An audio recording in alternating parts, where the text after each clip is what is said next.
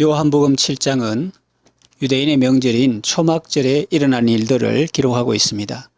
예수님은 초막절에 예루살렘에 올라가셨습니다. 그리고 많은 사람들 앞에서 자신이 그리스도이심을 드러내십니다. 본문을 통해서 하나님께서 주시는 교훈이 무엇일까요? 첫째로 예수님은 명절을 잘 활용하셨습니다. 예수님은 하나님을 사랑하셨고 또 하나님이 정해 주신 이스라엘의 절기를 좋아하셨습니다. 갈릴리에서 사역하시다가 명절이 되어 예루살렘으로 올라가셨습니다. 명절과 담을 쌓고 지내거나 명절에 무관심한 분이 아니었습니다. 그 명절에 예루살렘으로 가셔서 많은 사람들에게 복음을 전하셨습니다. 성도는 새 속에 물들면 안 됩니다. 그렇다고 세상과 담을 쌓아서도 안 됩니다. 배에 물이 차오르면 안 되지만 물이 없으면 배는 항해할 수 없습니다. 세상 속에 살면서 세상을 본받는 것이 아니라 하나님의 말씀으로 세상을 변혁시키는 삶을 살아야 하겠죠. 하나님께서 우리에게 주신 소중한 날들을 주님과 연합하고 하나님을 예배하고 복음을 전하는 좋은 기회로 잘 활용하시기 바랍니다. 둘째로 명절의 주인은 예수님입니다. 명절 끝날 곧 큰날에 예수께서 서서 외쳐 말씀하셨습니다. 누구든지 목마르거든 내게로 와서 마시라. 여기서 명절은 물론 초막절입니다. 과거에 조상들이 초막에서 생활한 것을 기억하면서 지키시고 보호해 주신 하나님께 감사하는 절기죠. 유대인들에게 초막절의 끝날은 한 해 절기를 마감하는 절기의 최고점이며 즐거운 축제의 날이었습니다. 초막절 동안 유대인들은 실로암 못에서 물을 길어 제단 옆 은그릇에 붓는 의식을 거행했습니다. 이 의식을 염두에 두고 예수님은 그들에게 믿는 자가 받을 생수로서의 성령에 대해 말씀하셨습니다. 광야에서 이스라엘 백성들에게 생수를 공급하신 분이 예수님입니다. 고린도전서 10장 1절에서 4절에 보면 형제들아 나는 너희가 알지 못하기를 원하지 아니하노니 우리 조상들이 다 구름 아래에 있고 바다 가운데로 지나며 모세에게 속하여 다 구름과 바다에서 세례를 받고 다 같은 신령한 음식을 먹으며 다 같은 신령한 음료를 마셨으니 이는 그들을 따르는 반석으로부터 마셨음에 그 반석은 곧 그리스도시라 말씀합니다. 광야에서 조상들에게 생수를 주셨던 분이 바로 그리스도라는 말씀입니다. 그 그리스도가 이제는 자기 백성들에게 성령을 부어주실 것이라는 말씀입니다. 그러니 초막절의 주인은 예수님입니다. 유월절도 그렇습니다. 유월절의 핵심은 무엇입니까? 세상 죄를 지고 가는 하나님의 어린 양입니다. 그것은 바로 예수님을 예표합니다. 맥추절, 칠칠절이라고도 하는 오순절도 마찬가지입니다. 그날에 하나님은 이스라엘 백성들에게 구약 이스라엘에게는 시내산에서 율법을 주셨고 신약교회 성도들에게는 성령을 부어주셨습니다. 유월절은 구원의 은혜를 베풀어 주신 하나님, 칠칠절은 인도의 은혜를 베풀어 주신 하나님, 초막절은 안보의 은혜를 베풀어 주신 하나님을 기억하고 감사하는 날입니다. 이 모든 절기의 주인은 예수님입니다. 사람이나 어떤 행사가 아닙니다. 예수님께 초점을 맞추어야 합니다. 명절뿐만 아니라 사실은 모든 날이 다 주님의 날입니다.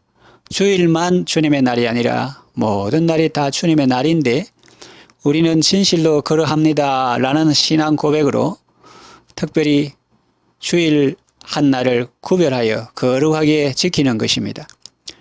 유대인의 명절뿐만 아니라 우리나라의 명절도 그렇습니다. 사람들은 한 해 농사를 잘 되고 후손들이 건강한 것이 조상의 음덕이라 생각하고 제사를 지냅니다. 그러나 사실은 어떻습니까? 우리에게 햇빛과 비를 주시고 추수할 곡식 많게 하신 분은 하나님입니다.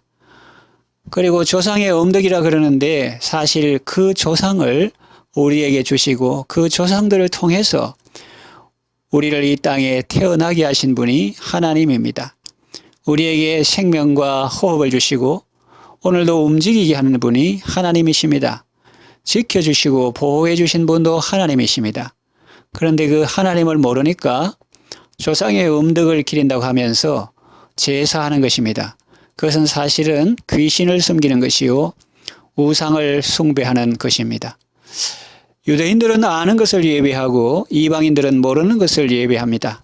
감사의 대상을 분명히 해야 합니다. 감사함으로 그문에 들어가며 찬송함으로 그 궁정에 들어가서 그에게 감사하며 그 이름을 송축해야 합니다. 물론 그는 하나님입니다. 그것이 제대로 감사하는 것입니다. 이렇게 하는 사람이 제대로 감사하는 사람이요, 복 있는 사람이요, 또 복 받을 사람입니다. 우상을 숭배하면 사람이 어두워집니다. 그리고 망하게 됩니다. 명절의 주인은 예수님이시다. 이 사실을 명심하고 주님께 감사하고 주 안에서 즐거워하는 여러분 되시기를 바랍니다. 세 번째, 예수님은 명절에 자신을 나타내셨습니다. 예수님은 명절에 갈릴리에서 예루살렘으로 올라가셨습니다. 그래서 명절에 모여든 많은 사람들에게 복음을 전하셨습니다. 너희들이 초막절을 기억하고 한 주간 동안 지키는데 그 초막절의 주인이 누구인지 아느냐? 과거 너희 조상들이 광야에서 생활할 때 구름기둥과 불기둥으로 보호해주고 신령한 음식을 먹여주고 신령한 음료를 마시게 하며 인도해 준 분이 누구인지 아느냐? 그가 바로 나다. 실로암 못에서 물을 기르다가 제단 옆 은그릇에 붓지? 왜 그렇게 하느냐? 생수를 주신 하나님께 감사하는 의미 아니더냐? 그리고 또 풍성한 생명의 삶을 살기 원하는 마음에서가 아니더냐? 그 생수 같은 성령을 너희에게 부어주는 자가 바로 나니라. 성경은 예수님이 서서 외쳐 말씀하셨다고 기록합니다. 얼마나 중요한 메시지였으면 예수님이 그렇게 말씀하셨을까요? 우리는 자칫 잘못하면 명절의 주인공이 누군지도 모르고 그저 명절 분위기에 들떠서 그냥 시간을 보내기가 쉽습니다. 예수님처럼 이 좋은 기회에 사람들에게 복음을 전해야 합니다. 예수님을 나타내야 합니다. 왜냐하면 예수님이 명절의 주인공이며 복음이 사람들에게 제일 합당한 주제이기 때문입니다. 그렇다고 사람들이 싫어할 정도로 계속 성경 이야기만 하라는 말은 아닙니다. 예수님을 나타내라고 했습니다. 예수님은 자신을 나타내셨지만 우리는 예수님이 아니죠. 그러나 내 안에 예수님이 계십니다. 예수님을 나타내려면 자신이 죽어야 합니다.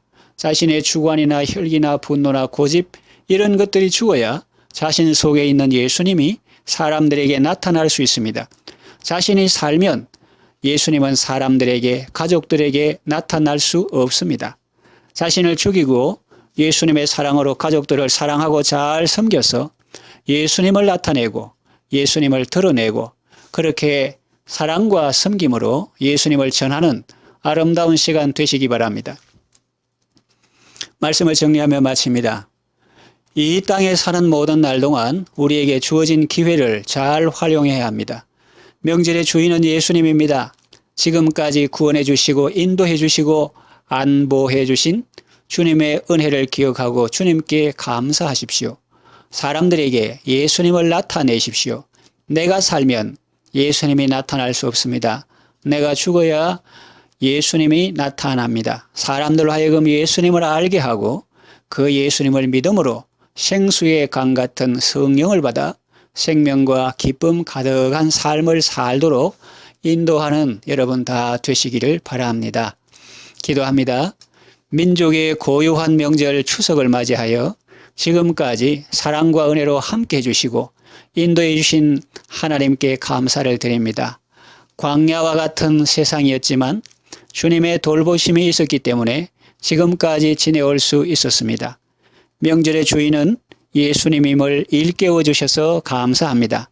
예수님을 나타내고 예수님을 드러내고 삶으로 복음을 전하는 좋은 기회가 되게 하소서. 아직 예수님을 모르거나 믿지 않은 가족을 불쌍히 여기시고 예수님의 이름으로 구원하여 주소서. 우리에게 생명과 호흡을 주시고 움직이게 하시며 또 영원한 생명을 주시는 주님을 모시고 복된 삶을 살게 하소서.